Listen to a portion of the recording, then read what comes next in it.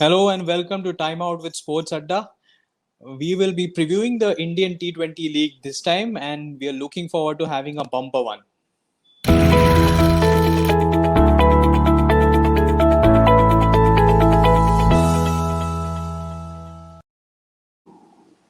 Very good afternoon to everyone, and welcome to Time Out with Sports Adda. My name is Akhil Ranade, and I'm here today with my friend Arun Gopalakrishnan. And together, we're going to have a lot of stories and a lot of discussions about the Indian T20 League, which is going to start soon. Hi, Arun. Welcome. Hey Akhil, good to be here. Excited How? as always. Very excited. Yes, the league is coming, and finally we'll be able to see some cricket coming back, which is prime time evening and lots every cricket every day basically. Yeah, and it gives us so much more reason to get on a call or get on a podcast and talk about the thing we love most.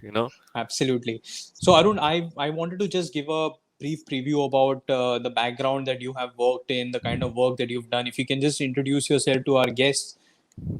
Well, basically, I there are many people in India who live, eat, breathe, dream cricket. Hmm. I'm one of those, belong to that breed. But I'm one of those. I count myself as one of those fortunate ones who managed to create a living out of the sport I love. So yeah, I've been an umpire, a scorer, a journalist, a broadcast producer. But most of my time is as a cricket statistician slash analyst. Uh, travel around the world, travel with cricket boards, broadcast production houses. Yeah, so that's basically me. Like I said, eat, breathe, dream, live cricket. Lovely. I've always come to you for stats and different interesting stats that only a few people can understand. So, like you, I'm also a huge cricket buff. And I've been in the sports marketing sphere for a while now, done multiple things in the cricket genre, worked on a lot of cricket content. And I've managed to travel a lot of cricket destinations more as a fan and more as a marketing person. So this is a good opportunity for us to also share our thoughts and discuss what we love doing, which is cricket as cricket fans. So The, let's get the on other with it. common thing, the other common thing, Akhil, just Yeah, give me bear me for a second, sure. is our love for numbers. I obviously love numbers in the sense I look at averages, runs, wickets, dot balls, and all of that. You Yeah, count numbers of a different kind. yeah. It's on the calculator, on your balance sheet, on Excels, and like this. Yeah, you know the most interesting numbers that I am fascinated with is I've sat on a lot of auctions, not for the IPL one, but for other leagues. So I've sat on a lot of auctions, and that is something which fascinates me. But like going into each player analysis and also, anyways, we'll leave that for a separate chat. Should we get on to the show today? Yeah, absolutely. My first question to you is: do you think Mumbai will be able to get a hat trick of Indian Hmm. T20 League titles? Are you seeing that as a possibility? So they've been so dominant last time during I think mid season last time it looked like nobody is going to come and beat them at all. And they've managed to keep the pedal on the accelerator. Usually, what happens is teams lose momentum in the second half of the league, but Mumbai have not done that, and they've been phenomenal last season. So they are going to be starting off as favorites. Yes, they've just revamped their side from last year. Not too many changes were required, but they've just bolstered the bowling attack again. James Patterson has been replaced by a couple of other options. So they're going to be dangerous. Yeah, they are definitely going to be the favorites. Seven T20 titles, Akhil. Count leave. I mean, there's the Indian T20 League, of course, but Yeah, even before that, there were two Champions League T20 titles, seven in all. I mean, is this the best T20 side ever? I'd strongly give a yes. I can't see too many other teams yeah. around the world challenging that claim. Yeah, I agree. They've been dominant, and this is not. They've just done it over the last 10 odd years. I think they were not so successful in the first couple of seasons of the league. Only after 2010, 2011, I think is when they won their first Champions League, and after that they've just found the formula. Their scouts have been amazing. The kind of players that they found at initial levels. It's just been outstanding. They just keep finding these players. Rahul Chahar being the last of them, successful bowlers who make impact performances for them. Superb. They've built a template for building an ideal T20 league, if I may say that. Yeah, you spoke about the scouts, and I wonder if they were the first franchise around the world to actually introduce the concept of scouts. I remember John Wright was there, Rahul Sangvi, if you remember, the former India left Since arm spinner. beginning. Yeah, he's been with the team since day one, if I recall correctly. And I've done a lot of domestic cricket work for cricket boards, and I look at these guys. They show up at grounds, keep an eye on players, talk to people around the stadium just to get their insights into. I Yeah. mean, you see what you see, but what you want to Yeah. know more is the temperament of the player. How disciplined they are. I speak to a lot of players around the world, and I tell them, young cricketers, what I tell them is, when it comes down to equals, right? The thing that will differentiate and that the nod will be given to the cricketer who's got more ticks outside of the ground. So in terms Yeah. of temperament, in terms of training, in terms of how disciplined they are in their lives outside of the ground. And MI have done a fabulous job, going around and finding out more information about these up Yeah. and coming players. Yeah, absolutely agree. And I mean, what is for me, what stands out is once the players come to the team, uh, their performances just take to another level. That's what has been more important, because a lot of other promising players have gone to different teams, but the performances that they wanted their own individual performance to be raised, right? Which has not happened in other teams. Delhi have started to do that last couple of seasons, but Bombay has been doing it for many years now, and they keep producing impact players. That is the biggest key. I sat down before this podcast, Akhil, to look at the first choice 11s of all teams, and Hmm. I've picked out Mumbai's 11, and Hmm. I've barely had to think about, is there going to be a change? Yeah. Let me read the 11, or if it's there. So Yeah. I'm going Rohit, Quinton, Ishan Kishan, Surya Kumar Yadav, Hardik Pandya, Kyron Pollard, Krunal Pandya, Nathan Kulkarni, Rahul Chahar, Yeah. Trent Bolt, Jasprit Bumrah. Is there one name you can leave out from this 11? Like now, at the moment? So, like I was going to discuss this with you, the only thing they might see is, because they might want to look at, is if the pitches are going to be a turn a little bit, then they still have a fantastic option of they've bought in Piyush Chawla, who's been a veteran on the circuit. They've bought him on this time, so in case they need, Ishan Kishan can just go take up the opening slot. He can keep wickets as well, and they can bring in one more spinner to bolster the bowling attack. So this is a mind-boggling team. Uh, in spite of Rohit not playing last time, they still have captaincy experience of a Pollard who's been so successful as a captain in other tournaments. So it's a mind-boggling team, and it's going to take a phenomenal effort to stop them. Yeah, yeah. I'm just reading some numbers, again. Look at the strike rates of the Mumbai batsmen, yeah? Yeah.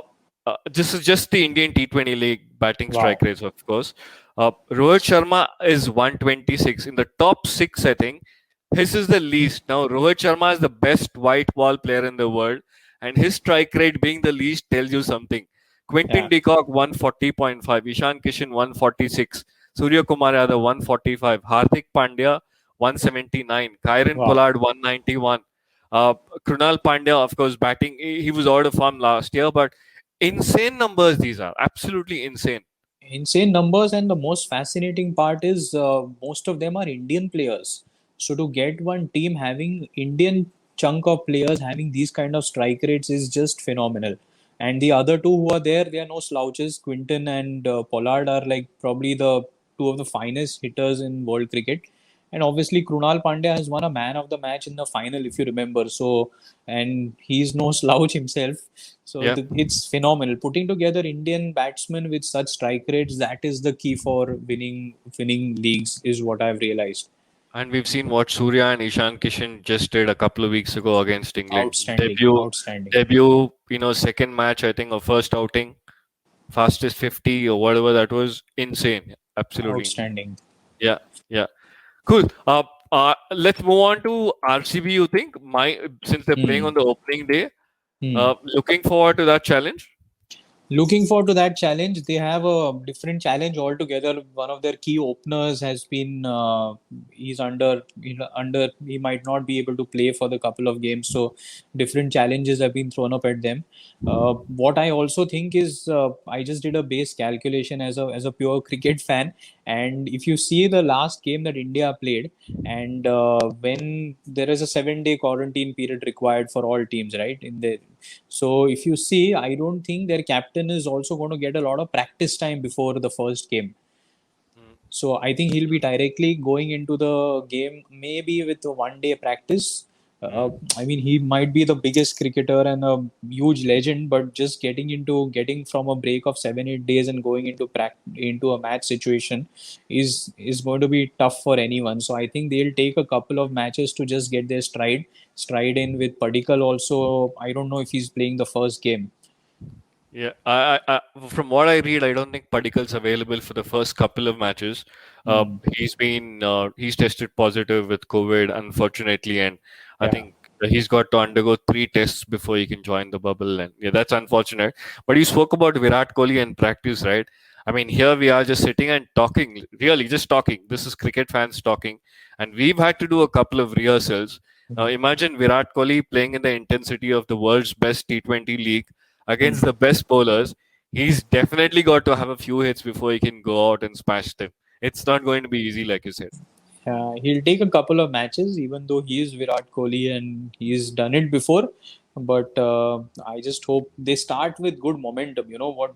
They've always struggled with starting to get like multiple wins in a row. So Yeah, if they start with a good momentum, and thankfully, if the first game is against Bombay, and traditionally Bombay first game, you know how they yeah, have performed. So yeah. at least Bangalore have a good chance with that way. There was a very different piece I wanted to actually check with you, Arun. Uh, there, who do you think their four foreign players are going to be? They have Uh, AB, they have Maxwell, and they have Jamieson, who I think will be the top three. Who do you think will be the fourth one? I'm kind of divided here. I don't think RCB know their lineup yet. So let me just read out what I've written. There's Virat Kohli to open. Now we know Devdutt Padikkal is not there, so that's a question mark. Who bats at 3 is a question mark. AB de Villiers bats 4. Glenn Maxwell bats 5. Number 6 is a question mark for me. Dan Christian is number 7. Washington Sundar number 8. And then you've got people like Mohammad Siraj, Navdeep Saini, uh, the bowlers doesn't Yuzvendra Chahal, so it doesn't matter. But I believe they have 3 or 4 places to fill. So who Yeah. comes in place of Padikkal? Who comes into number 3? Who bats at number 6? Difficult questions for RCB to answer. Hmm. One more interesting stat, and we spoke about the Bombay and their amount of scouting that they do. You know, I've been trying to see the kind of people who are there as backups, the players who are there as backups in Bangalore. There is a gentleman called as Rajat Padidar. He's aged 27 right now. His age is 27. There is Mohammad Azharuddin, obviously, who a lot of people know because of the 100 that he scored in the Syed Mushtaq Ali. Was He's against Mumbai, again was it? against That was Mumbai, against Mumbai. yes, Yeah. phenomenal chase. One thing So I'll say here: any player who does well against Mumbai, no matter which Mumbai team, has to get some recognition. I've always believed yeah, the yeah. which is what I said about Hanuma Vihari a few years ago. Hmm. Uh, the true test of a player, if he's good enough to play for India, is score runs against Mumbai. Good point. And, Very good point. and Azharuddin Azharuddin's did done that. it. Yeah, Yeah. He he's in fact again he's 27-year old. The He's again a keeper option, I think. But the thing is that Azharuddin had scored all those runs as an opener at that time, yeah, yeah. and the opening slot is already Well, he against still has the Bangalore. option for the first couple of matches when Padikkal's unavailable. Yeah, So that will be good a good chance for option for him. Azharuddin for him to show his wares. Yeah, Yeah, yeah. yeah. So The one guy I'm really excited about is Maxwell. hmm, Phenomenal player. Had a disastrous season last yeah, year. Yeah, but the guy is outstanding. I watched him from really close quarters, yeah. and he's rated highly in Australia where I worked as well. And I guess it's just a question of him. I don't know what it is about him, but he can destroy bowling attacks. Unfortunately, didn't do so last year. But Yeah, just looking at his strike rate, Akhil, he's got about 6,500 runs, and he averages 152. That's 6,500 runs is no small matter. And I'm yeah. just looking at the top strike rates. There's Pollard 152, Maxwell 152, AB 150, Chris Gale 147, Chris Gale's 147, Josh Butler's 145. Of course, I'm talking about batsmen with 6,000 runs or more, but 6,674 Wow. runs at that kind of a strike rate is phenomenal. You should And not discount this guy. he pulls it off in international games with like attacks which are like top notch. So I think he just needs to find momentum. If he finds momentum at the right time, I think he can single-handedly take the team to the playoffs. One of the things I've established last year was I think he felt out of place in that Punjab Hmm. lineup. Could Hmm. be, again, we're just speculating here, but you know, there are certain people who kind of need to feel the right company around them. Yeah. And hopefully there is an Oz there are well, there's an Aussie in Simon Catich in the Bangalore lineup, in the Bangalore management staff. Couple of guys, other guys who've been around the Australian setup. So hopefully this could be Maxwell's year. It'll be fun watching him and De Villiers go together. Huh? Yeah, yeah, absolutely. I mean, imagine this guy's pretty much similar to Kevin Peterson, if I may say so. No, attitude wise, what they bring, the energy they bring to the park. I think Maxwell's pretty much similar to KP of artist peak. Yeah. True. Very true. Yeah. So yeah, what are your thoughts on Chennai? I mean, day two, I think sees Chennai play. What are your thoughts on Chennai? They have to bounce back. They've been a very consistent team since the first season. The last season was an aberration. I think this will be a big challenge for Dhoni and Raina to start with, and it's a big challenge. It's a different challenge. Maybe that's what they need at this stage of their careers, where they don't have any other cricket to look forward to. But so much love the Chennai team has given them. The fans love them, and they also reciprocate. They look at this team as their own. So I think it's a big challenge for these two gentlemen to lead from the front. They've also been struggling with the opening combination, especially now with Watson not being there. So it's going to be a tricky one to see who they open with. They found one opener last time. Gaikwad, I think, filled in one slot very nicely. They'll be just looking at the next slot there, his opening partner. I'd be tempted to stick with Faf du Plessis. Why not give the guy a go? He's done well opening the innings, so I'd be tempted to go with Gaikwad and Faf du Plessis. Yes, you've got a specialist opener and Robin Uthappa. You've got Hari Nishant, who's done well in the Syed Mushtaq Ali Trophy. Ambati Raido, another option. Pujara, maybe left field. Jagadish can open. He's open in T20 cricket. But if my vote counts for anything, it's Rituraj Gaikwad to open with Faf du Plessis. That's the way I'm going. What about Moeen Ali? We didn't include Moeen Ali in this, but he's done well in the domestic England circuit, I believe, and he gives a left-handed option also. I like the idea. But I've got this fixation for Faf du Plessis. Look, he's done well. He's You done only well. change if somebody's not done well and if you have a problem. But I think Yeah. Faf has delivered the goods, so I'm happy sticking with Faf for now. So The thing with Moeen Ali is also okay, last thing is sure, sure. he's a foreigner. He's an overseas player, so it kind of unsettles the combination. I don't know if Moeen Ali kind of makes the regular playing 11 for Chennai right now. I would have him, but I'd have him batting at number 6 or 7 because that's another area that Dwayne Bravo is not the same batsman he was 10 years ago, 5 years ago, right? So Yeah. you need a finisher. Shardul Thakur, he can deliver the goods on his day, but I'd still prefer Jadeja. having a Moeen Ali and a Jadeja. Again, Sam Curran delivered the goods the other day, but can he do it day in and day out?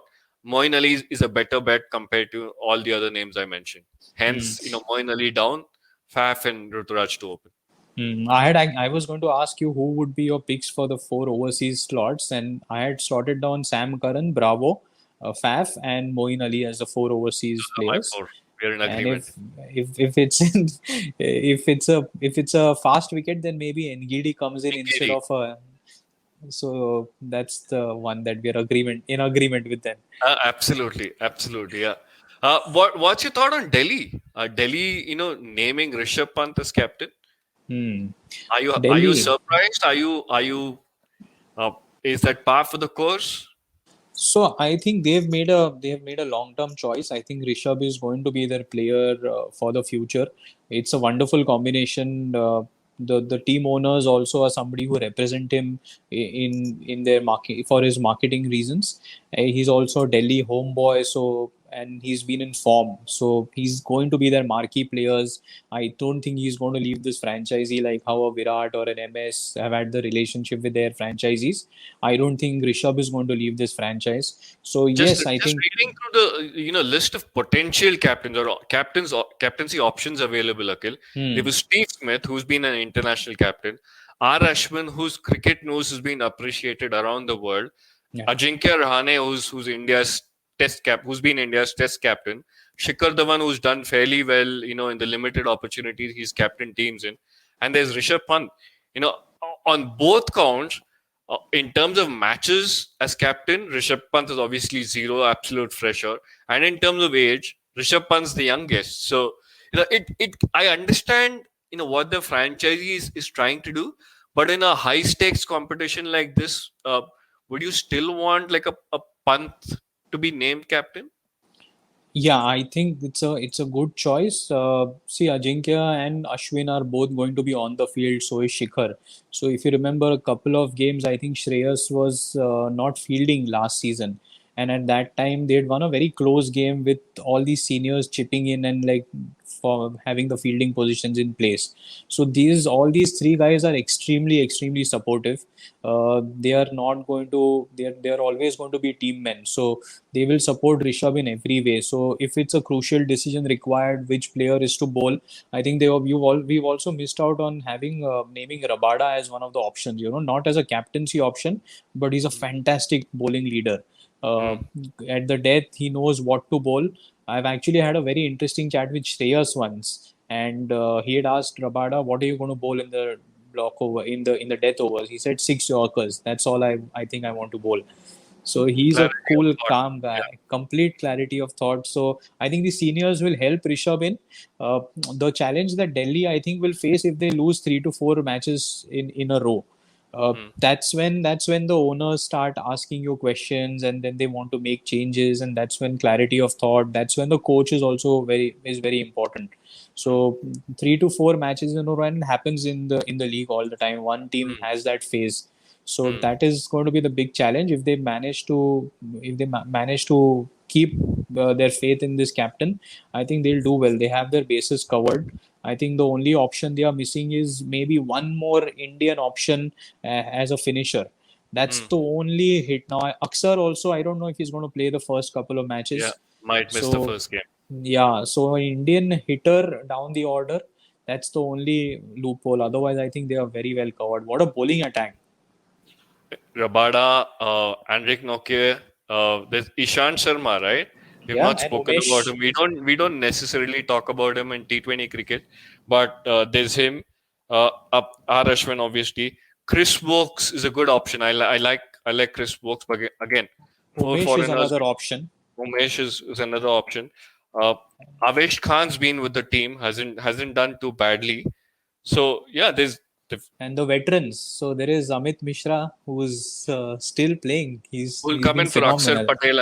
I'm guessing now who'll come in for Akshar Patel now. Correct. Yeah, yeah. So yeah, good side. You spoke about the support systems for Delhi. One Hmm. thing I can tell you, having witnessed it personally firsthand, is Ricky Ponting's got a lot of time for Rishabh Pant. I mean that Hmm. we've had our conversations, but I think Punter definitely has got a lot of time, and he has a lot of belief on Rishabh Pant. So there won't be too much chopping and changing, I presume, in the I don't know, first half of the season at least. They should be Yeah. in the season itself, but Yeah. certainly not if they hit a rough patch anywhere in Yeah. the start. Yeah. No, it's going Yeah, to be fun. Delhi, they found a way to play the cricket. Earlier, I think they were just struggling to figure out a way that they should play. I think they yeah. found that out last season. They realized what it took for them to win as a team. and I think it'll be a bumper season if their openers and number three, if Ajinkya, Shikhar, and Prithvi start firing, then it'll be very difficult to stop Delhi because their bowling is in order, so they Yeah. can defend totals. And I mean, Ajinkya and Shikhar have shown in the league previously that they can win matches on their own. It's if they start firing, it'll be very difficult to stop them. Moving on, the one guy who's fired in the last couple of seasons, who's done well actually consistently, but he's had these phases. He either bats in the first or second gear, or he's in overdrive. You probably know who I'm talking about, KL Rahul. Which KL Rahul do you want to see? I love Rahul, the aggressive batsman. I just think he has so many short options that he has. It's phenomenal. Uh, I think he should just play the way that he is supposed to play. Just bat freely at the top of the order. He's a very intelligent cricketer. He thinks a lot about his game. But maybe the pressures of captaincy had made him play a different game last couple of seasons. But Exactly what Wasim Jafar, who's their batting coach, mentioned. yeah. KL batted a little timidly this time. Interesting choice of words, though. Remember, notice that. Yeah. Little timidly last season. He probably batted deeper because there was not much batting after number 5, and Glenn Maxwell is not firing. He took that responsibility on himself to try and stay at the crease and get the job done. This time around, everyone will see an aggressive KL Rahul for sure. I love Wasim Jafar, but interesting choice of words, and I really hope KL bats the way he batted in 2018. Strike rate of 140, 150 or 160, I think it was. In 2016, the way the season he actually stamped to the arrival, he again batted at 147. That's the KL we want to see. Absolutely, and I think very frankly, last time Mayank Agarwal was the guy who was driving the team. He was providing the impetus at the top. He was the guy. I think bowlers were afraid to bowl to him because he was hitting good balls away last season. So Mayank was the key last season for their team. And if him and Rahul both start going aggressively, I think it reminds me of that Sachin Sehwag combination, Oh yeah, which bowlers run for cover. exactly, you don't know which end you want to bowl at. So let's hope Rahul strikes the way that he used to. I hope Wasim Jafar's words, Words, no, out. I hope his tweets are like going to be entertaining us again this time. Yeah, he's turned out to be a different personality, hasn't he, on social media? Yeah. I mean, Wasim's always been funny if you speak to him in person, but never seen him this side of him, on social. Never really expected him to be this funny. The one guy who's laughing, who's funny, who's laughing all the way to the bank is Chris Morris, isn't he? Wow. What a tale that is. Amazing. I mean, he must be partying the way the day the auction happened. His entire family and everybody partying at home. I mean, he's got at a phenomenal rate. I just hope he stays fit. I don't know if he stayed fit for the entire tournament throughout, but the first thing he should be fit and be able to play all 14 games. Just reading those numbers, 16.25 crores. Last 3 auctions, I think, Delhi paid him 11 crores in 2018 or 2019. Bangalore paid him 10 crores in 2020. And this year it's gone up to 16.25 crores. Ridiculous amount of money. That's why players around the world. I mean, there's competitive cricket, yes, but staggering number, absolutely staggering number. This is the kind of numbers that the key Indian players have been retained. Like the top Indian players have been retained by their franchisees. So it's a big statement. I mean, next year again it's going to be interesting to see what rate Chris Morris goes at, because wow, this is a phenomenal number. Like I said, I just hope he plays all 14 games, stays fit, because I don't think Archer is going to be coming for the Royals also this time. For the first couple of matches at least, yeah. He's due to miss the first. Yeah. So it's going to be a big responsibility on Chris Morris to look after Rajasthan's chances. My worry and my hope is he doesn't go the way traditionally all these, big money signings have gone. A lot of big money signings haven't delivered the goods. That's my worry. You know, it's all good. It's all laughter, banter. You know, looking at the big check, big money, Yeah, looking at the tweets and all that. But you know, that's a lot of pressure, though. You know, and I know a lot of absolutely. players who've not delivered under this kind of pressure. I hope Morris does. Yeah, true, very true. Between him and Ben Stokes, I think if they bat down their order at say 5-6, it's a dangerous combination. My issue with him is fitness. I don't know if he's fit enough to last 14 matches. The league is very long, and the injuries that crop up during the season, and he's always had some injury issues at different times. So I just hope he lasts those 14 matches. If he lasts 14 matches, I think he'll give them wickets whenever they need. You know, a couple of points here, Akhil. One is, you know, I found it interesting that, you know, when at the time of the auction or immediately after it, read a couple of stories where, you know, people from the Rajasthan side had said, you know, we did our due diligence, you know, due diligence in terms of reaching out to people in South Africa, understanding Morris's availability and his fitness. You Yeah, know, so you know, people need to understand that this is not just money being thrown away. yeah, But yeah. you know, when franchisee owners are investing money, there's a lot of thought that goes into it, a lot of searching, a lot of research, analysis, talking to people, taking various opinions.